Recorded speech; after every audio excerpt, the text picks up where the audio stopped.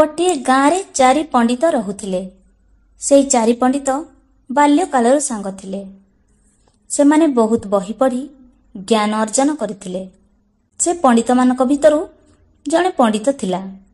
ତାର ଏତେ ଜ୍ଞାନ ନଥିଲା।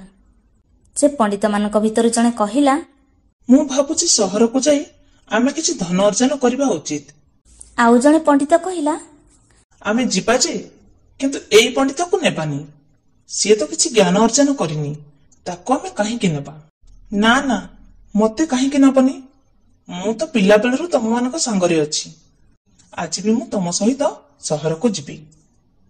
ତାପରେ 4 ପଣ୍ଡିତ ନିଜ ନିଜ ମୁଣା ଧରି ସହର ଅଭିମୁଖେ ଯାତ୍ରା କଲେ। କିଛି ଦୂର ଗଲା ପରେ ବାଟରେ ଗୋଟେ ଜଙ୍ଗଲଟେ ପଡ଼ିଲା। ଠିକ୍ ସେତିକି ବେଳେ କୁଆଡ଼ୁ ମାଛଟିଏ ଆସି ଗୋଟିଏ ପଣ୍ଡିତର ନାକ ଚାରିପଟେ ଘୂରି ବୁଲିଲା। ପଣ୍ଡିତ ଜଣକ ରାଗି ଯାଇ ମାଛିକୁ ଘଉଡ଼ାଇବାକୁ ଲାଗିଲେ। ପଣ୍ଡିତ ମଧ୍ୟ ସେ ମାଛିର ପଛ ପଛ ଦୌଡ଼ିବାକୁ ଲାଗିଲେ। ଆରେ ମୂର୍ଖ ପରିକା ତୁ କାହିଁକି ତା ପଛରେ ଧାଇଁଛୁ? ରହ, ମୁଁ ଏବେ ତାକୁ ଗୋଟିଏ ଗଧରେ ପରିଣତ କରିଦଉଛି।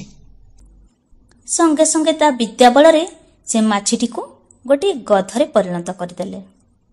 ଏଇ ଗଧ ପିଠିରେ ଆମେ ସବୁ ଆମର ବୋଝ ଲଦି ସହରକୁ ଯାତ୍ରା କରିବା। ଇଏ ତ ବହୁତ ଛୋଟ ଗଧଟା। ଇଏ କଣ ଆମର ଏତେ ସାରା ବୋଝ ଉଠାଇ ପାରିବ? ମୁଁ ବି ଟିକେ ଯାଉଛି ଗଧକୁ ସାହାଯ୍ୟ କରିଦେବି। ତୁ ଯଦି ଆମର ବୋଝ ବହି ଚାଲିବୁ, ଲୋକମାନେ ଆମକୁ ସବୁ କଣ କହିବେ? ଆମେ ଗୋଟେ କାମ କରିବା, ଏଇ ଗଧକୁ ଆମେ ଗୋଟିଏ ବଡ ବାଘରେ ପରିଣତ କରିଦେବା। ହେଲେ ବୋଝ ବୋହିବା ପାଇଁ ବାଘକୁ ସୁବିଧା ହବ। ଆରେ ଇଏ କି ମୂର୍ଖାମି କରୁଛ? ତମେ କଣ ବାଘକୁ ନିମନ୍ତ୍ରଣ କରୁଛ ଆମ ପାଖକୁ? ବାଘ ଆସିଲେ ଆମର ପ୍ରାଣ ରହିବ ତ? ଆରେ ମୂର୍ଖ, ତୁ କିଛି ଜାଣିନୁ। ଆମେ ବାଘକୁ ଯେମିତି କହିବା ସେ ସେମିତି ହିଁ କରିବ। ହଁ ହଁ, ତୁ ତା କଥା କାହିଁକି ଶୁଣୁଛୁ? ତାର ତ ଜ୍ଞାନ ବହୁତ କମ୍, ତା କଥା କାହିଁକି ଶୁଣୁଛୁ? ଆମେ ତା କଥା କାହିଁକି ଶୁଣିବା? ଏମିତିରେ ବି ଆମର ବହୁତ ସମୟ ନଷ୍ଟ ହେଲାଣି। ବାଘ ଯଦି ବୋଝ ବୋହିକି ଚାଲିବ, ତାହେଲେ ସମସ୍ତେ ଆମକୁ ପ୍ରଶଂସା କରିବେ। ତାପରେ 3 ପଣ୍ଡିତ ଗଧକୁ ବାଘରେ ପରିଣତ କରିଦେଲେ। ସେ ବାଘକୁ ଦେଖି ଅଳ୍ପ ଜ୍ଞାନୀ ପଣ୍ଡିତ ଜଣକ ଭୟରେ ଗଛ ଉପରକୁ ଚଢ଼ିଗଲା। ବାଘ ତ ସହଜେ ହିଂସ୍ର ଜନ୍ତୁ। ଆଖି ସାମ୍ନାରେ ନିଜ ଶିକାରକୁ ଦେଖି ସଙ୍ଗେ ସଙ୍ଗେ ବାଘଟି 3 ଜଣ ପଣ୍ଡିତଙ୍କୁ ଖାଇଦେଲା।